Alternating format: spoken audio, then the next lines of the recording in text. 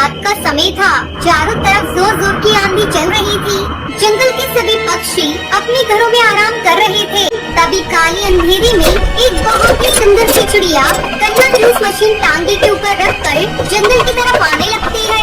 गन्ने का जूस ले लो, गन्ने का जूस। अरे भाई साहब, एक बार पियोगे तो हमेशा याद रखोगे। ऐसे गन्ने का जूस है मेरी मशीन का। तभी रात के समय वहाँ एक हरी नाम का तोता उस चिड़िया को गन्ने का जूस बेचते हुए देख लेता है। अरे वाह, कितनी सुंदर चिड़िया है, पर ये इतनी रात में गन्ने का जूस क्यों बेच रही है? चलो थोड़ा सा मजा ले लेता हूँ इससे। तभी वो भूतिया टूनी चिड़िया की आत्मा के पास जाता है, जिसके बाद वो टूनी से कहता है, अरे चिड़िया, इतनी रात में तू गन्ने का जूस क्यों बेच रही है? अगर पैसे की जरूरत है तो मुझे बता। अरे नहीं बाबूजी, मैं गन्ने का रस बेचकर ही अपना पैसा कमाऊंगी। मुझे मुफ्त का पैसा नहीं चाहिए। उसकी ये सब बातें सुनकर हरी तोता उसके पंख पकड़ लेता है। तभी वो चिड़िया अपने असली रूप में आ जाती है। बहुत अच्छा लग रहा था ना तुझे? रुक, अभी मैं तुझे बताती हूँ। तभी भूतिया टूनी चिड़िया की आत्मा हरी तोता को जान से मारकर उसका खून पी जाती है। नहीं छोड़ूंगी, किसी को भी नहीं छोड़ूंगी। जो भी चिड़ियाओं के साथ बदतमीजी करेगा, मैं उन सभी पक्षियों को मार डालूंगी। ये कहकर भूतिया चिड़िया की आत्मा अपना गन्ना जूस मशीन लेकर वहाँ से चली जाती है। अगले दिन जब जंगल के सब पक्षी हरी तोता की लाश देखते हैं तो डर जाते हैं। भगवान, कितनी बुरी मौत मारा है इस पक्षी को।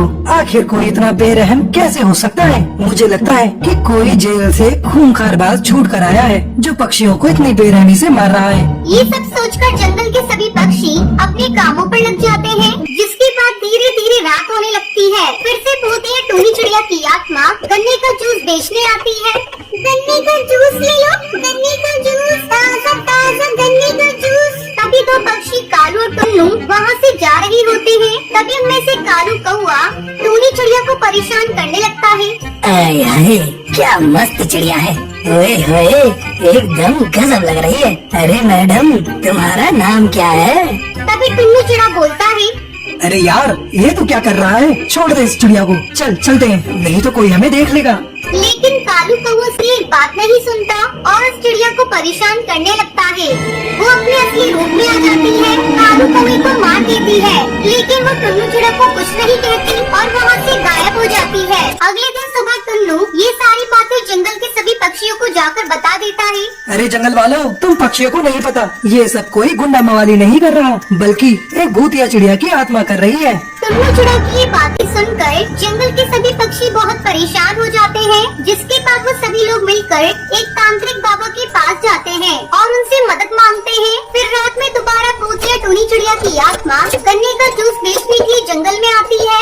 उसकी आवाज सुनते ही सभी पक्षी तांत्रिक बाबा को लेकर भूतिया टूनी चिड़िया की आत्मा के पास पहुँच जाते हैं। देख भूतिया टूनी चिड़िया की आत्मा, इस जंगल वालों का पीछा छोड़ दे। तू क्यों इन पक्षियों को परेशान कर रही है? इन्होंने जो मेरे साथ किया, मैं इन पक्षियों से उसका बदला ले रही हूँ। अगर तू बीच में आया तो मैं तुझे मार दूंगी। भूतिया टूनी चिड़िया की आत्मा की धमकी सुनकर तांत्रिक बाबा अपने मन ही मन मंत्रों का जाप करके उसको अपने वश में करते हैं। रुक जाओ, मैं तुम्हें सब बताती हूँ। कुछ समय पहले की बात है, मैं इसी जंगल में रहा करती थी।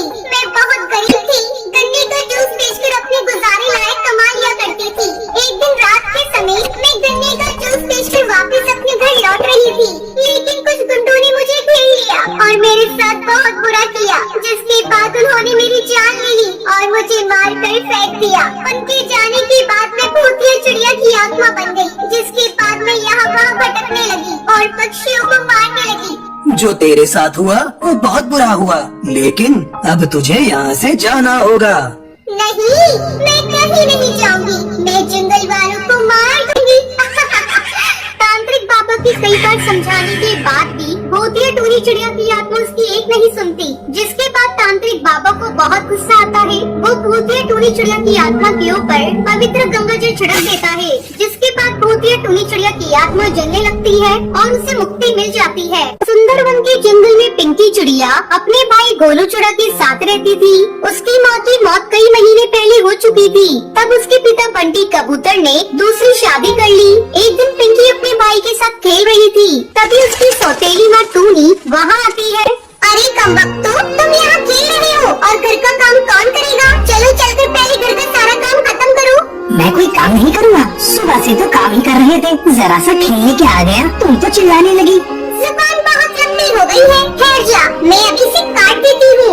गोलू की सौतेली माँ उसे पीटने लगती है। तभी पिंकी चिड़िया एक बड़ा सा पत्थर उठाकर अपनी सौतेली माँ पर फेंक देती है, जिससे दबकर उसकी सौतेली माँ की मौत हो जाती है। ये देखकर दोनों भाई बहन डरकर वहाँ से भाग जाते हैं। पिंकी जल्दी भाग यहाँ से, नहीं तो पुलिस हम लोगों को पकड़ लेगी।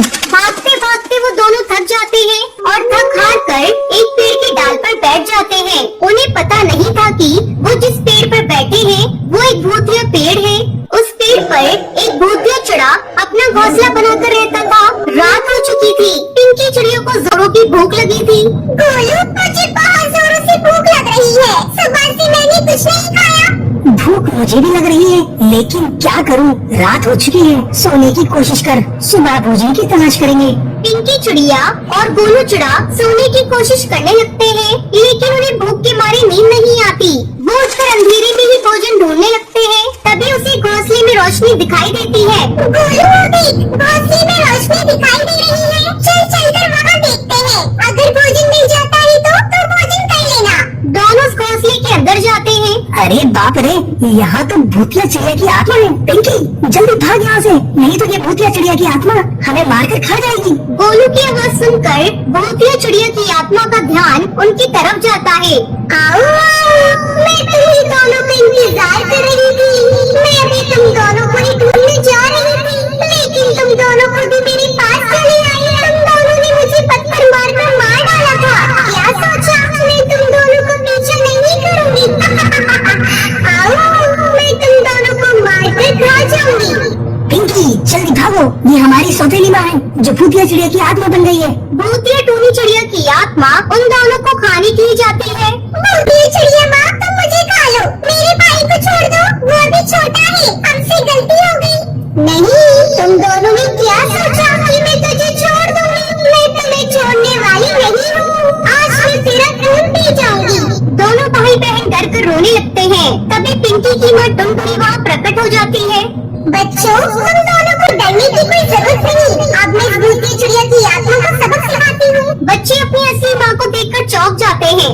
माँ तुम हमें छोड़कर कहाँ चली गई थी? माँ हमें तुम्हारी बहुत याद आती है। माँ हमारी सौतेली माँ ने हमें बहुत दुख दिया है, और देखो आज भूतिया चिड़िया की आत्मा बनकर हमारी सौतेली माँ हमें मार रही है। अब तुम्हें डरने की कोई जरूरत नहीं है बच्चों। मैं अभी इस भूतिया चिड़िया की आत्मा से तुम्हारा पीछे छुड़ाती हूँ। असली माँ टुनटुनी चिड़िया अपनी शक्तियों से टूनी चिड़िया की आत्मा को मार डालती है।